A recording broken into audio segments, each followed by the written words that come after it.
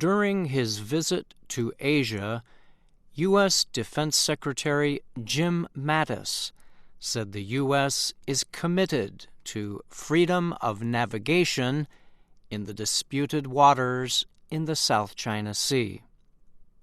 But he ruled out a military response. Mattis said to reporters in Tokyo, "At this time, we do not see any need for dramatic military moves at all." Last December, China conducted takeoff and landing drills from its aircraft carrier Liaoning in the South China Sea, according to the state news agency Xinhua. The move followed a phone call between then-President-elect Donald Trump and the President of Taiwan. China has long considered Taiwan as a province of China.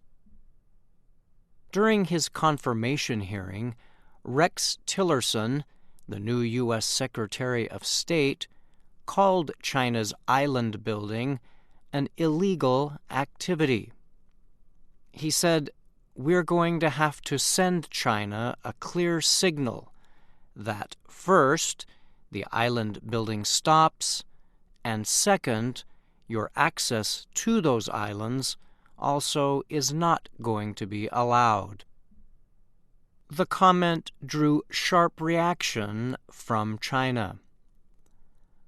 Lu Kang is a spokesman for China's foreign ministry. In his daily briefing on January 12th, he said that China has full right to conduct any kind of normal activities on its own territory within its sovereignty. The Global Times is a state-run news organization. It published a strongly worded editorial saying, unless Washington plans to wage a large-scale war in the South China Sea, any other approaches to prevent Chinese access to the islands will be foolish. Military experts say China's current military capabilities do not measure up to Beijing's tough rhetoric on its continuing activities in the South China Sea.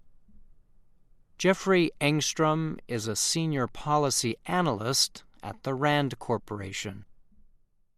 Certainly, things are more tense than they were just a few weeks ago, but I still don't think we're quite at the point of crisis, and certainly not at immediate confrontation.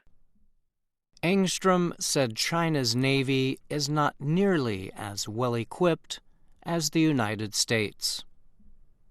The Liaoning is the only aircraft carrier in the Chinese naval fleet. It was first built for the Soviet Navy and launched in Ukraine in 1988, but was never fully completed. It was upgraded and modernized for the People's Liberation Army Navy, which launched it in 2012.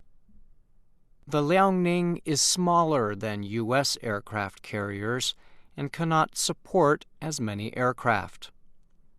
It also has a ski jump type of system for launching aircraft instead of a catapult system. This limits the size of aircraft that can be launched as well as how many weapons can be loaded onto the aircraft. According to the U.S.-based research group, the Center for Strategic and International Studies, or CSIS, the Liaoning can carry up to 24 fighter jets and about 12 helicopters. The U.S. Navy's current Nimitz-class warships can handle more than 60 aircraft. One of these is the USS Ronald Reagan, stationed in Japan. Since the Liaoning has only been fully operational for a few years, it also remains behind the U.S. Navy in experience and training.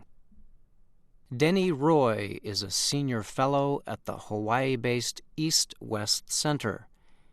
He says China is getting a lot of experience using the Liaoning while building its own new carrier fleet.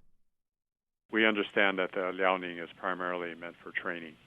Learning to operate an aircraft carrier takes many years. It's extremely complicated. So it's reasonable that the Chinese would start with sort of a practice carrier with the training wheels.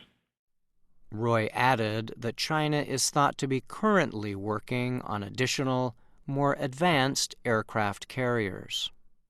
We think that there are more Chinese carriers under construction that will be larger, more capable, and these are intended to actually be prepared to fight. However, he added that even China's carriers currently under construction will not have the same capacity as the new U.S. supercarriers. The United States is currently building a new class of aircraft carriers known as the Gerald R. Ford class. These $13 billion supercarriers are even bigger than the Nimitz class. They can carry more than 4,500 people and at least 75 aircraft. The first of these, the USS Gerald Ford, is expected to be put into service in 2017. Jeffrey Engstrom says despite the Liaoning's limited capabilities, it serves as an important symbol of progress for China's Navy. The symbolism is that China is a great power. Great powers have aircraft carriers, and China, too, has an aircraft carrier. I'm Brian Lynn.